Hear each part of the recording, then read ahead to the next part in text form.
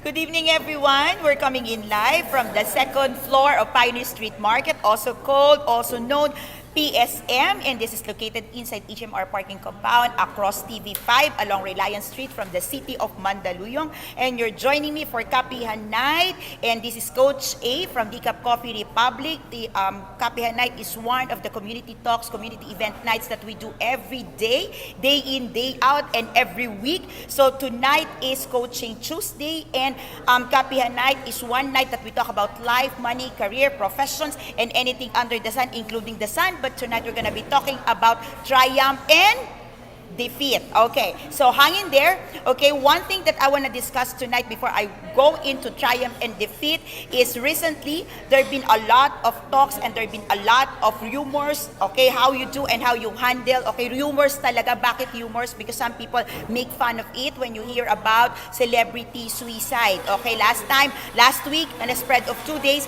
in a difference of days, we had two celebrity who committed suicide, and some people take some humors into it. Sinasabi lang nila na wala lang magawa sa buhay, ang yaman-yaman na, bakit mo ginagawa yan? And I just want to talk about it because mental wellness is one of my advocacy as a certified life coach, and mental wellness is a serious thing in our country. Mental wellness is not something na pwede nating pagkatuwaan. So in case you are suffering from any mental illness, or you know somebody in your family, loved ones, or office mates, or anyone that you believe needs professional help, o baka kayo po yun, okay, we invite you to come to Decaf Coffee Republic. This is a home of certified life coaches. Coaches, nasan kayo? Okay, today we've done the sixth batch of our life coach training certification program here at the function hall of Decaf Coffee Republic, and we had 9 beautiful people who is undergoing certification program. I have right now, how many?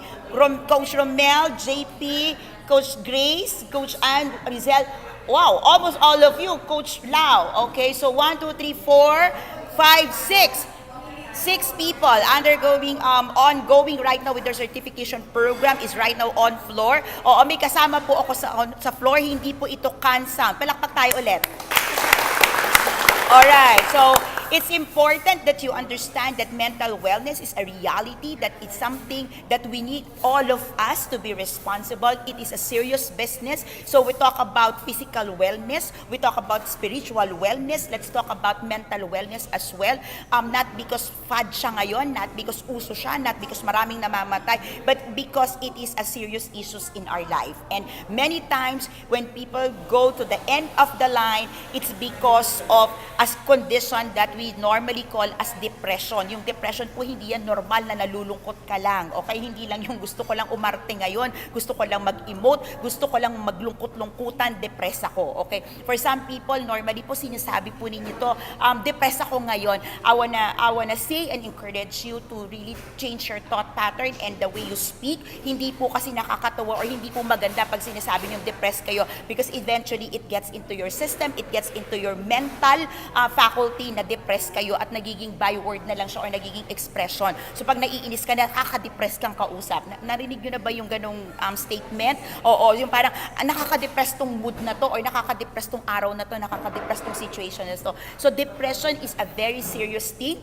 So for some people na hindi nakita yung extent or hindi po kayo suffer ng depressions, mabuti po ang kalagayan ninyo, but there's a lot of people who suffer. So Decaf Coffee Republic is a home to people who are suffering, to family. We support family who got loved ones, office mates, or people valuable to you who need support. So we invite you to come, we invite you to phone us, we invite you to get in touch with us, and we're willing to help. And on Saturday, I'm doing a repeat of the suicide awareness and intervention talk at 5 p.m. It is a free talk. We invite people, if you want to know how to respond and you just want to be equipped how to address in imminent, yung immediate cases of suicide. Minsan po kasi ang dami na natin nakikita na parang malungkot siya, parang magsusuicide siya, or sabi niya magsusuicide siya, but we don't know how to respond. So on Saturday, I'm gonna be doing a coaching talk for that. So I'm gonna give you some, not just awareness, kasi minsan po statistics you can find in the internet, but what I'm gonna be sharing with you as a life coach is really some skills, okay, some knowledge that you can hone, that you can apply and start using, so we can start saving lives. No? So one life, better than wala tayong nasisave. So, Saturday, 5 p.m. po yan. Alright, so, tonight you're joining me for a topic that many of us may want to consider reviewing. Okay, so it's triumph and defeat. Why I said you need to review, because many times our triumph leads us to defeat and our defeat ushers into triumph. So it's either you are triumphant today and you are in the verge of losing your triumph and starting a season of defeat, or you feel defeated today but your defeat can usher you to a season of triumph. So whether kanina we have a guest, no? Sabi niya, there is no absolute triumph in triumph and there's no absolute defeat in defeat. And some of our guests would also say na depende ito sa attitude, depende ito sa character, depende ito sa response mo. So depende po ito sa conditions ng heart mo, should I say. But tonight, I want to drill down into what is triumph indeed? How do you call a thing a triumph and how do you call a defeat a defeat? And sino po ba talaga yung mga taong tumitingin ng defeat at sino po ba yung mga taong tumitingin ng triumph? Okay, because triumph and defeat is a mental state. Triumph in defeat is all in the brain. Triumph in defeat is all about here. Okay, some people would say if you get a large amount of money, what is that? Triumph or defeat? Hindi yung trick question. Triumph, right? If you get a lot of money, it's a triumph. But we have also seen a lot of people who win lottery, who won from lotto, who win from many things, and then after winning a huge amount of money, their family starts breaking down. So that becomes the source of defeat in the family, all right? And we've seen people who've lost job. What is that to you when you lost a job? It's defeat. But after losing a job, you started entering into a new profession, starting new career, and it becomes your triumph. Okay, so what is really triumph and what is really defeat? Triumph and defeat are both things that happens into our mind, depending on how we respond and how we look at things. So let us see where you are right now. Ano ba yung state of wellness mo right now? In a count of 1 to 10, pag tinignan mo ba yung sarili mo ngayon in the scale of 1 to 10, would you say that you are more of triumphant or you are more of a defeat? Wala, hindi sumagot. Okay? So, if you can meet, sabi dito, if you can meet triumph and defeat, okay, and if you can treat both of them with the same, okay, with the same attitude and with the same character, then you will see that there is really a growth mentality. Ibig sabihin, dapat daw po pareho ang pagtingin natin sa triumph and defeat. So, paano naman nangyari yon? Okay? Because ano ba sila?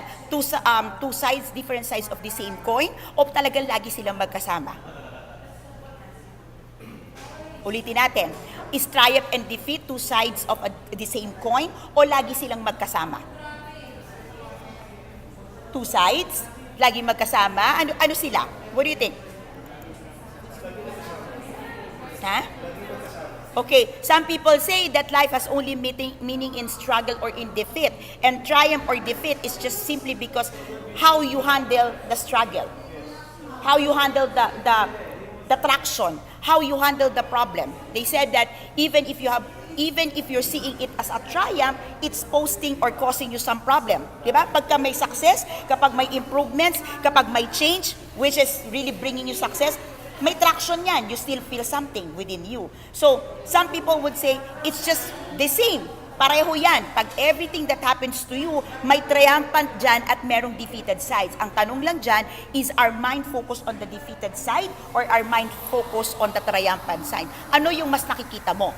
So it's just like looking at a paper with a black dot. What do you see? Is it a paper with a dot or it's just a dot in a big white paper?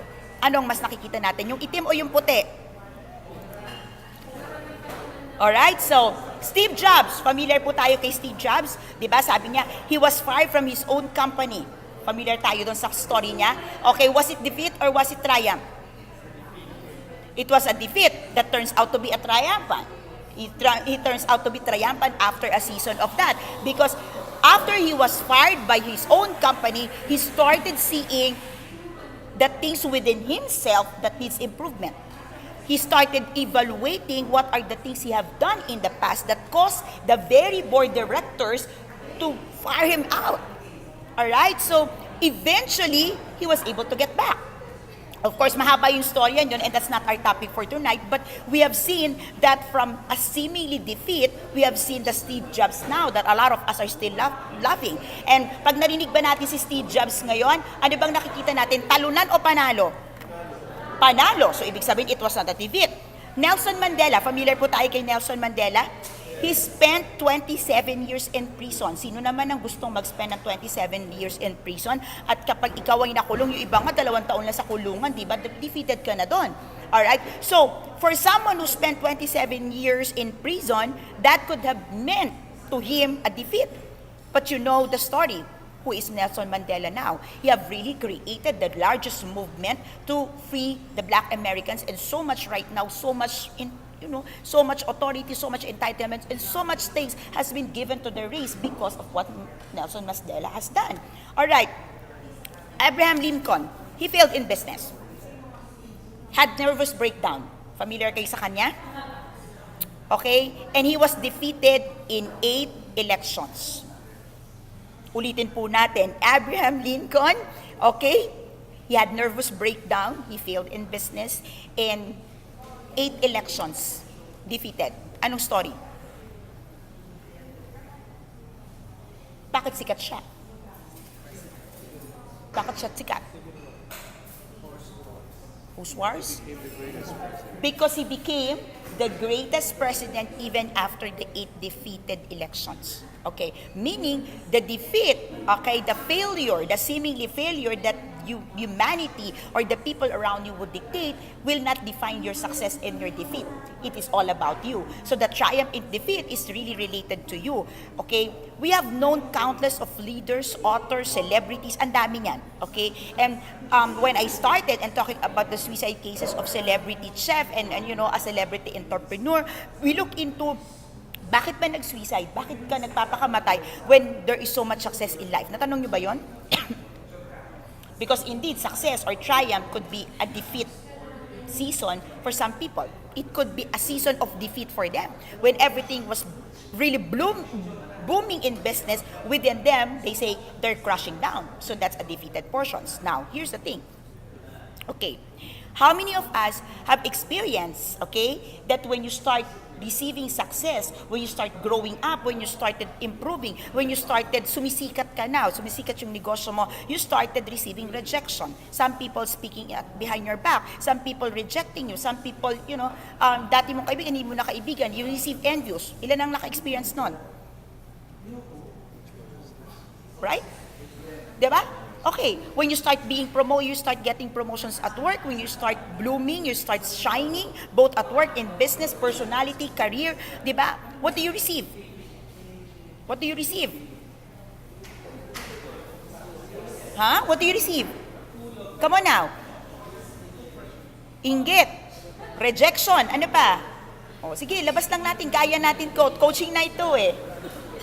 Okay? So because we've got to understand that sometimes, okay, we could not appreciate what triumph or success or great things in life simply because at the back of our mind or at the corner of our hearts, we start feeling something that's causing the very triumph or the very success to be a curse. Narinig nyo na ba to? Hindi ba to? Blessing ba to o curse? Narinig nyo na ba yon?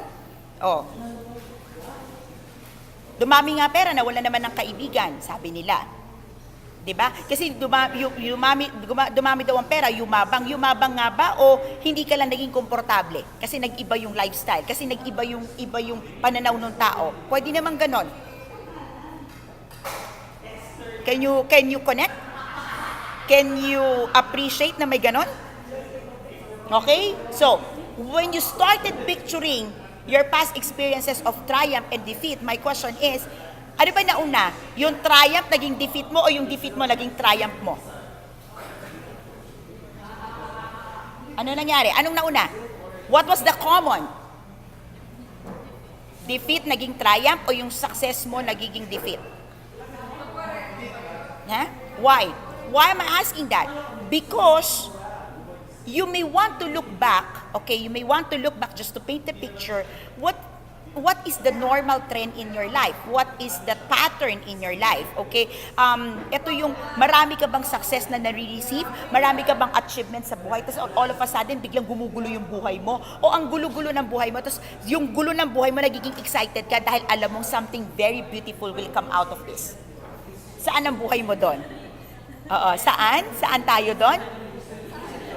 Sa haligi. Okay. Sa kaguluhan o sa katahimikan, ano bang mas pinipili natin? Ano ba ang mas normal at mas natural sa atin? Okay? So, now, I believe all of us would say, I would like my defeat turns into triumph. Or I would like my defeat to usher to my triumphant period or triumphant season. Tama? Wala naman siguro itong mga success ko na to, hihintayin ko ang pagkabagsak nito. Wala naman gano'n. Tama?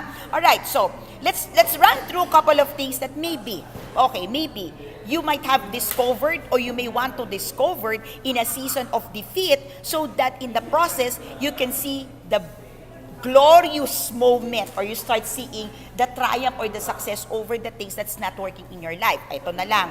Okay, meron bang part ng buhay mo ngayon na hindi ka triumphant? Meron? Amin tayo.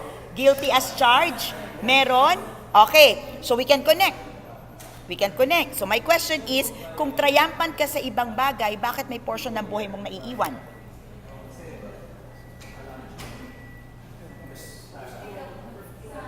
Okay? Wala naman talagang perfect life. Meron lang life of acceptance. Okay? So, first thing that we've got to understand, okay, over defeat, over triumph, is taking responsibility. Taking responsibility means you being your own master. Next to God, who is our master, you have to master your destiny. You've got to master yourself. You've got to master the situation. Okay? Nelson Mandela spent 27 years in prison before becoming the first president of South Africa. To be elected as a fully representative, diba, in the democratic elections. During the time of in jail, his time in jail, diba, dito sa Pilipinas, nakikita po natin yan, yung mga taong nakukulong nagbabago, yung mga taong napupunta sa prison cell, sila yung nagkakaroon ng creative resources to create some entrepreneurial activity. So, Nelson Mandela had this moment wherein sinabi niya that I am the master of my fate. Sabi niya yun, okay, I am the captain of my soul. Kaya yung famous na quote na yun, okay, I am the master of my fate, I am the captain of my soul. Basically, he was just saying that at extreme adversity, something really great or something beautiful can come out. Only if you take responsibility. Only if you say, this will not define who I am. Quite the other side of the coin.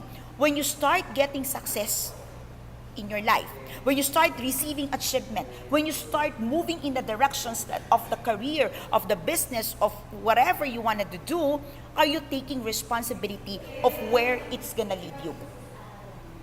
How many times we experience that the moment we receive success, the moment we start being triumphant over things seems to start getting out of control. Hindi naman siya out of control, overwhelmed lang. Narinig nyo na ba yun? Guilty as charged. You've heard of that? Alright? So, how many times we have said that in ourselves? Alright? Kapag problema, out of control. Kapag success, overwhelming lang. Pero ang ending, pareho pa rin. Pareho pa rin yung pakiramdam mo, pareho pa rin ang response mo, tulala lang, lugaw lang. O, dito lang ako nakatingin, ayoko tumingin dito. Baka kung ano ang makita ko at masabi ko. Alright? Many times, when we look at things, okay, we always leave it to how it is. Nangyari, naganap, wala naman akong control. Okay? But what you got to see, whether it's defeated situation or a triumphant situation for you, you've got to get into the picture and say, I am responsible for it. How many times you said, blessing yan, dumating yan, kaya hindi mo kayang alagaan kasi blessing lang. Hindi naman ako ready. Yung mga nananalo po sa loto, yung mga nananalo sa lottery, yung mga napapamanahan, if only they have taken really great responsibility over the fortune that they have received, their life could have been different. Agree? Okay. So ilang bagay sa buhay mo ang hindi naging maganda ang resulta dahil hindi ka tumayo at hindi mo pinanindigang may responsibilidad ka doon. Nagtatanong lang naman ako, pwedeng sumagot. Sabihin mo lang doon sa katabi mo, alam ko yung sagot eh. Can connect? Can connect? Oo, ikaw ba yon? Alright? So sometimes, ang ganda-ganda, tas all of a sudden feeling mo, bakit out of control na siya? Bakit parang, okay naman ako kahapon, bakit ngayon hindi na ako okay? Because, when your response, okay, ito, pwede nyo i-check to. Your response to problem or challenges, most of the time, is the same response you give to success and achievements. Parehong-pareho yan. Magkaiba lang ng muka. Oo, parehong wala ka lang pakialam. Basta nangyari, yun eh. Okay, bye. Congratulations. Yes, I made it. Tapos na. Alright, now, why is it important that you take responsibility? I wanna really pound on this because if you achieve success and you start, you receive triumph over something and you really take responsibility, you get into self-realization of what the things you have done in the past that leads you to that success. And then you're able to keep that. Pero kung, ay nangyari na siya, ay nakaka-overwhelm, huwag na natin pag-usapan yan. Ang ending yan, hindi mo alam kung bakit ka naging successful. And before you knew it, because hindi mo siya maalagaan, because hindi mo siya inakap, diba? Aakapin mo yan eh. Bakit mo aakapin? Kasi kailangan mo lang siyang maramdaman. Pero hindi mo kailangang ipasok sa utak mo. Okay? Ang success, wag ipapasok sa utak, may mangyayari sa brain. Okay? So, lalong lalagapak. Okay? So, whether success or failure, you've got to take ownership on it. You've got to master it. You've got to take responsibility over it. Otherwise, you would not know what brought you success and what brought you failure, and both would just happen interchangeably almost in everything. So, nag-success ka nga dito, balik. Eto nga, parang, tapos tuwang-tuwa ka lang, okay lang to, ang buhay ay parang sugal, may panalo, may talo, may panalo, may talo. Hindi po ganun yun. If only you would respond appropriately with the right mindset, then your success will be success. Alright? And your failure will turn out to be success. Pwede? Tanggap? Okay, next. Ilan sa inyo ang nakatanggap ng tagumpay at nagulo ang buhay? Diba? Ilan yung you receive something great, something happens to you, at sa halip na nagbubunyi ka, yes! Bakit parang disturb ako? Bakit parang confused ako? Bakit parang anong nangyayari? You experience that? Ayaw niyong umamin. Umamin kayo. Oo, umamin kayo. Kausapin ko yung camera. Hello, camera! To all the people watching, okay, and we believe this talk is gonna be helpful to other people you know, people you love, okay, go hit the share button, okay, and for those of you watching on a replay, if you don't like the connections, you can watch this on YouTube on a higher definition copy, okay, but we would really appreciate to hear from you, so pwede po kayong mag-comment, at kung may katanungan kayo, may reaction kayo, pwede kayong magtanong, okay lang naman. Okay, so babalikan ko ang tanong, ilang beses nang may magandang nangyari sa buhay mo at nagulo ang buhay mo. Pero maganda naman. Should I say, maganda naman pero nabulabog ka. Coach, can you understand what I said? Very good. Okay, now you're understand Tagalog, right? Congratulations, Coach Philip. Konte, okay. So, right? You feel that? Something really great, something wonderful, something amazing, something, wow, this is life transforming. And pero bakit parang wala akong peace?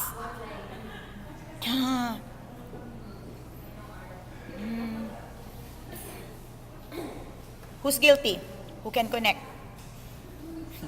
At wala pong gustong umamin. Sana kayo na lang, di ba? Oo. You should have seen their faces here. Ayun po yung maganda pag nandito kayo on floor, nakikita nyo magaganda nilang ngiti. Yan. Buti nangingitaan nila ako. Now, here's the thing.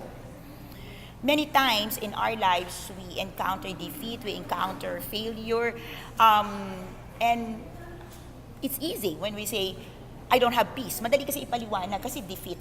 Failure kasi wala kang peace. But you know, the opposite is also true. Many people is experiencing success pero walang peace. And it doesn't make sense. Isn't it when you receive success? Isn't it when you're triumphant? You're supposed to be having what? Peace. Masaya yun eh, di ba? So why don't you receive the peace? Bakit? Anyone who can guess? Coaches? Daming coaches dito. Kinapa ang puso ni Coach Romel. Coach Romel, anong sagot? Yes, ganun kasi, oh. Okay. As I mentioned earlier, it's a matter of how you measure things. Go ahead, Coach. You have to check your perspective. Your perspective. Okay. It's because finding peace, okay, finding peace over things starts with, eto, bago to, self-acceptance. Oh, bakit? Bakit siya self-acceptance? Because whenever you encounter defeat, madali yan eh. Pwede mong tanggapin. Although hindi madali talaga at madaling gawin, but I'm saying is medyo logical. If you encounter defeat, you can say, because weak ako sa bagay na to. Because this is not my strength. Tama? So, mas logical na tanggapin yung self-acceptance on what you are not good at. Okay? However, when you start getting success, when you start getting achievements, bakit mahirap tanggapin ng sarili? Na-experience nyo yun? Coach Lynn, go. Sometimes kasi coach, you're setting very high na hindi siya equivalent dun sa skills mo na meron ka. Okay. Kaya minsan, ito yung gusto mo, pero yung capacity mo nandito ka. Correct. May pressure yung May pressure, di ba? And sometimes, okay, because of blessings, some of great opportunities, divine intervention, sometimes, nauuna yung success. Tapos yung capacity mo, sa pananingin mo, nandito pa lang. You experience that na parang, andito lang kasi ako. So, pagtanggap sa sarili mo na kaya mong magtagumpay. Pagtanggap sa sarili mo na pwede mong marating yon. Pagtanggap sa sarili mo that you deserve it. Ilang beses sa sarili mong sinabi mong, parang hindi naman to para sa akin, parang nagkamali. Because, with every success comes great responsibility. Alam niyo ba yon? Spider-Man? Oo. Tama. So, that's where the problem is coming in. Alright? So kung hindi mo natanggap, wala kang acceptance na nandun siya, that's where the turmoil is coming from. That's where the turmoil is originating. That's where you're lacking the peace. Making sense? Okay? So yung pagmamahal talaga at pagtanggap sa sarili, importante. So yung paulit-ulit kong tanong, gaano mo kamahal ang sarili mo? Kasi hindi mo pwedeng tanggapin ang hindi mo mahal. Tama, mali. Pag tinanggap mo yung kalokohan, pag hindi mo mahal, tama? Okay, hindi, pinag-uusapan natin sarili. Okay, napunta sa love life, di ba? Oo. Tama. You cannot accept what you do not love. Pero kung mahal mo yung sarili mo, bakit hindi mo siya pwedeng tanggapin? Some people reject unknowingly success simply because they believe they don't deserve it. They reject it. Nire-reject ng brain. Hindi ito para sa akin. Minsan may tanong, pag God, galing ba ito sa'yo? Isang pag-galing, alam naman binless ka. Blessing, di malamang kay God. Tama? But because you're not ready. You're not ready. Now, next. Many times, okay, you miss an opportunity because you miss trusting your own gut. Alam mo yung gut feeling? Narinig nyo na ba yung gut feeling? Human beings, by nature, are often irrational. Trust me. Yeah? Marami tayong gusto sa buhay. Parang minsan walang logic. Meron tayong nararamdaman pero walang logic. Gut feeling kasi yun eh. Entrepreneurs, yung mga entrepreneurs, hindi naman, kaya nga entrepe, they create, at hindi naman sureball palagi. Wala naman kasiguraduhan, pero they will just cut it through, do it simply because of the gut feeling. Tama? So, anong tawag doon? They trusted their gut feeling. And many people lost opportunities, countless of that, because they lost the trust in themselves or because they don't trust their own gut feeling. Yung gut feeling, totoo po yan. Nararamdaman mo yan eh, di ba? Parang, ito to eh. Ito to. So, what's causing you not to trust yourself and your gut feeling is the question.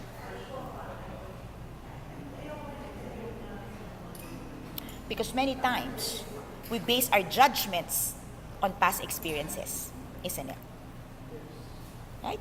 So, what happened if the past experiences was not really good at hindi mo na-process ng tama? Ano ending? Ano ending? You will not also trust your gut feeling, or you will just simply say, hindi totoo tong gut feeling ko. Quite the opposite. If your past experiences similar to the same thing is really beautiful, you trust your gut feeling. So, ang nangyayari, yung minsan hindi maganda, napapaniwalaan mo kasi you base upon the past. Now, would it be better if your past experiences, your present knowledge, and your great wisdom combine when you look at things? Hindi kasi pwedeng gut feeling lang. Hindi pwedeng kasing past experiences lang. Put it all together and get your wisdom. Bakit kailangan ng wisdom? Kasi every day of our lives, nag-grow po tayo. Every day of our lives, we get knowledge. Every day of our lives, we get experiences. And every day of their lives, we get to learn, relearn, and unlearn. Lahat yun, sabay-sabay na nangyayari. Now, ilang wrong decision na sa buhay mo ang ginawa mo, pero hindi ka naman namatay?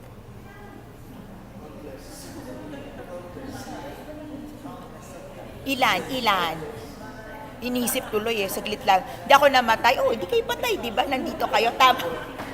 Hindi naman nga kasi trick question yan. Kayo naman talaga. Oo, kalma. Siniseryoso. Why did I ask that? It's because many times you can receive it, you know it's right, you know it's for you, pero takot na takot ka. You are being crippled by your fear. Guilty as charged.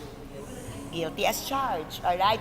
The very reason why we cannot trust our gut feeling is because of super duper fear of failure.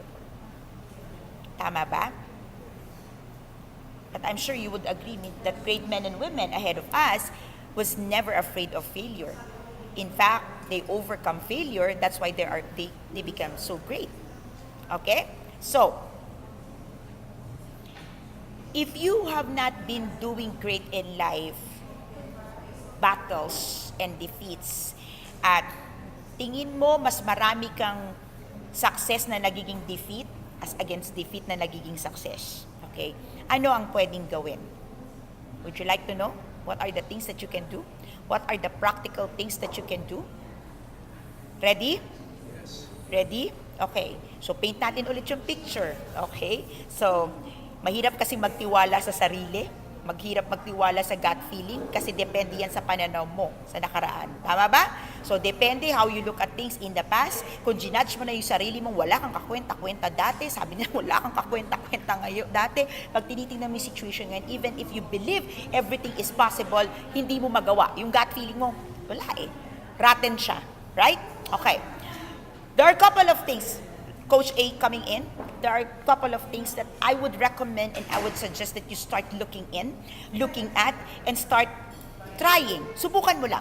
Baka gumana. Okay? First, when was the last time you listened actively to yourself?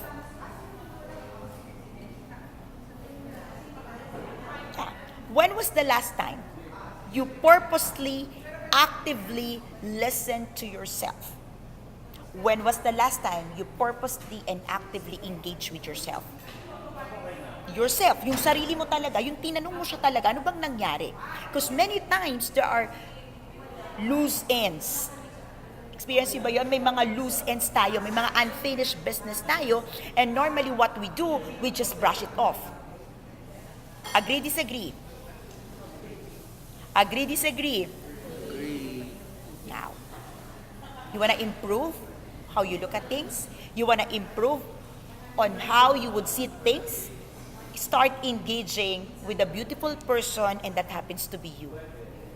Start engaging that person within you.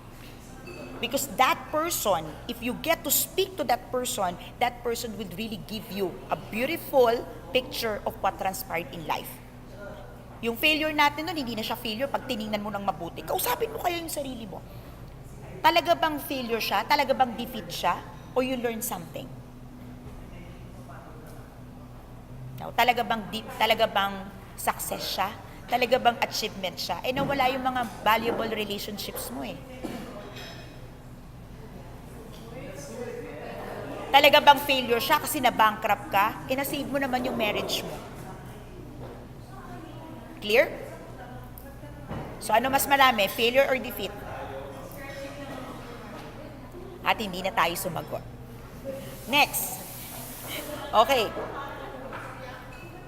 When you engage to yourself, when you listen to yourself, when you listen actively, would you start thinking of looking at ways to start thinking critically? How many times nag-iisip ka? Okay. Ilang beses kang nag-iisip? Bye-bye. How many times you think?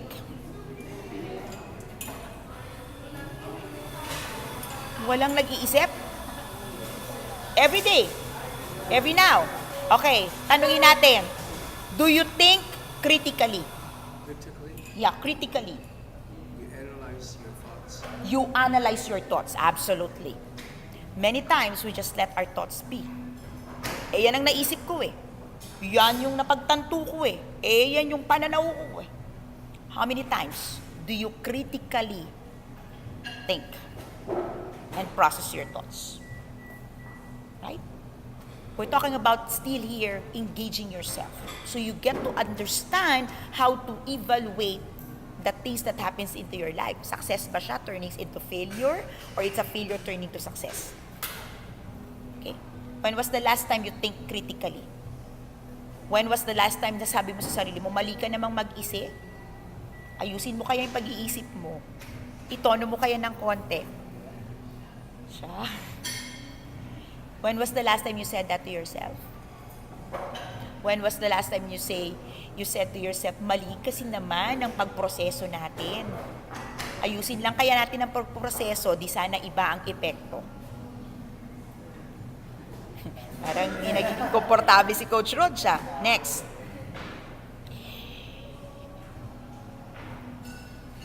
If you're able to process things, if you're able to listen, if you're able to think, what do you think is the next thing that you should be doing? So whatever happens into your brain and whatever things that you're able to hear will come into reality, or you will be able to share it with people. Anong dapat mong ginagawa? Anong dapat mong ginagawa? Ha? Anong nangyayari? Smart goals?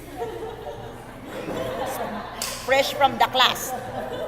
Di ba minsan, you hear it, you heard it, you knew it, you process it, tapos naiiwan lang siya doon. Walang nangyayari.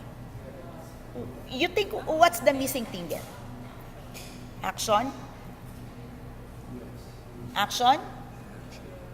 How can you act if you cannot communicate well?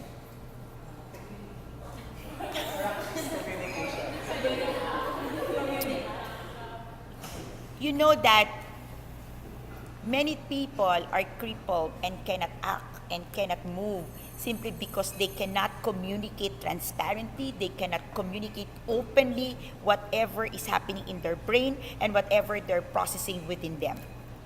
Sabi ni Rog, dan, dan. You're getting that? Kung lahat ng naisip mong tama na communicate mo, naisip mo kaya kung gaano kaganda ang buhay mo. Right?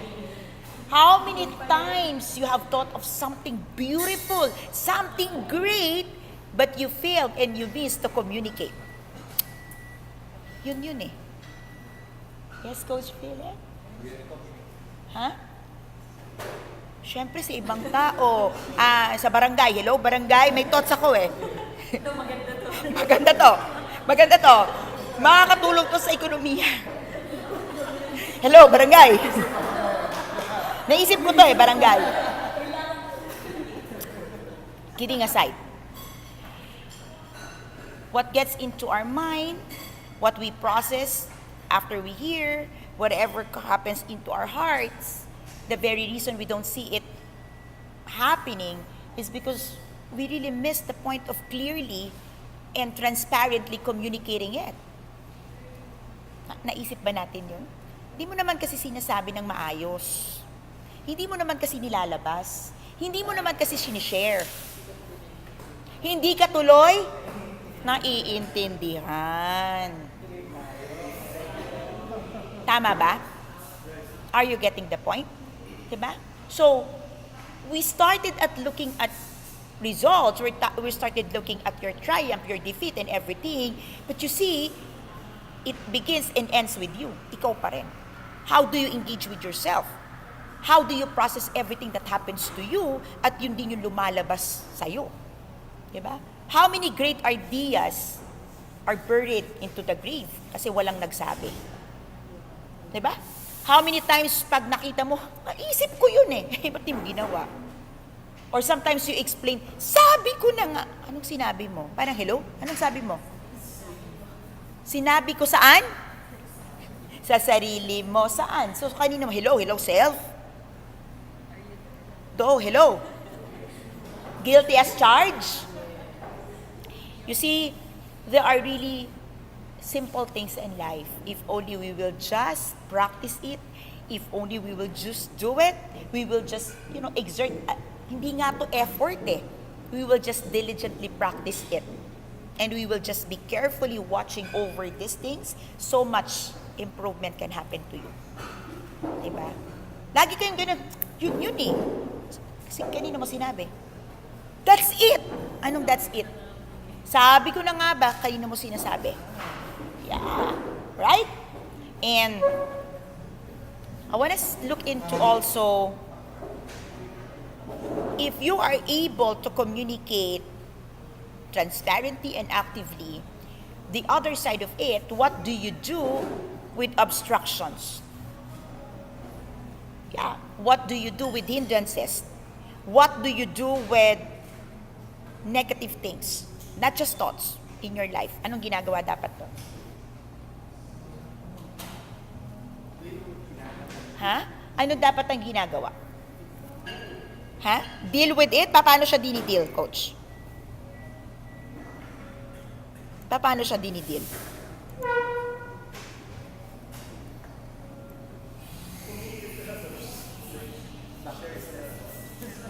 Back to step 1. Okay. Your mind have the tendency and the power that when you say no, it will do exactly the same. Try mo. Diba? Pag sinabi mo, wag mong kainin yan, lalo ka nagkikrave. Yung no at yung wag, it triggers something to your brain. The more that you like it. Try mo. Diba? Yung mga bagay na hindi mo kinikreate sa utak mo na bawal, kaya nga sabi ng ibang tao, masarap ang bawal. Doon kasi nanggaling yon. The moment that you inject no to yourself, no to your brain will react the opposite. It will take it. Now, so how do you handle now obstructions in your brain? How do you handle obstructions in your thoughts? Coach, ang ganda. Stronger. Huh? You let them make you stronger. Okay. You don't say no. Your thoughts, you acknowledge, right? You acknowledge the thoughts and you influence that thoughts to see the other side. You influence. How do you influence? Paano nyo iba ini-influence yung ibang tao? Come on now. Let's process it. Life coaches, how do you process it? How do you influence people? Understand, you seek to Think of a child. Nakakita na kayo ng bata? Think of a child. Pag sinabi mo sa batang no, anong gagawin ng bata? Why is it a no? Pag hindi mo ginawa yon, lalo niyang gagawin. Diba? Don't touch it! Happy niya. Diba? So, paano mo i-influence? Let's go. Okay. So, paano mo sasabihin sa sarili mo yan, coach?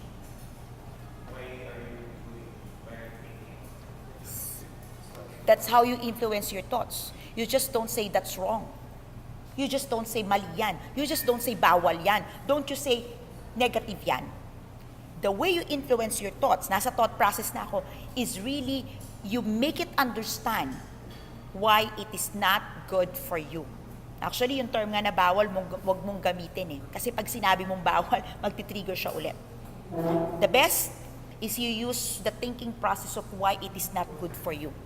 why it will not improve you, why it will delay your plans, why it will not cause improvement on you. Because the more na mag-expand yung thinking process mo and you start seeing options. Agree? Agree? Okay. So, on a final note, success is often defined of what makes you feel great, what makes you feel good, what makes you feel ecstatic. That many people feel success that way. And defeat or failure, many times this is what we feel pain. This is what makes us feel uncomfortable. This is what push us to the limit. This is what crush our hearts. Tama ba tayo? Now here's the thing. I want to challenge you to look at it this way, this perspective. Everything that hurts you today, everything that does not make you feel comfortable today, everything that makes you like, this is really something that's brushing me off. I want to challenge you. Would you take a look at it right now? Mamaya na po after ng talk. No? Take a look at it, seriously. If you could write it down, take a look at it closer and see what is so good at this thing that if you're able to see it in another light, it will bring you success. Yeah. I want to challenge you. Write it down and see all those things that seemingly not working in your life right now. Things that, meron kayong ganun eh, di ba? I want to encourage you. Take a look at it right now differently and see how you can turn it around and bring it success to you. Ano yung mga bagay na ayaw mong gawin? Ano yung mga bagay na tinatakbuhan mo? Ano yung mga bagay na nilalayuan mo? Ano yung mga bagay na tingin mo mahirap? Ano yung mga bagay na tingin mo sakit lang ng ulo mo? Ano yung mga bagay na tingin mo nakakatakot? O ano yung mga bagay na alam mong dapat mong gawin pero ayaw mong gawin? Ano ang mga bagay na alam mong para sa'yo pero ayaw mong kunin kasi natatakot ka? Ano ang mga bagay na ayaw mong simulan kasi takot ka sa responsibilidad? Ano ang mga bagay na alam mo na dapat dati pang naganap pero hindi maganap kasi ikaw ang nasa gitna? Ouch! At ano ang mga bagay na sana meron ka ngayon kung tinanggap mo lang? Because some things in life comes free. Some things in life are given to you as a gift. And all you need to do is accept it and enjoy it. Open the gift, enjoy it, savor it. How many times you have let go of opportunities because you are so scared? How many times you said no to life because you want to embrace the pain and the misery that you are so accustomed with? How many times your life could have been better if only you have been bolder, you have been more courageous and not coward? And how many times you said, I'm going to step in faith and risk if I must, just to see what's beyond the mountain or what is at the end of the rainbow. Life is a choice. You make it or you don't.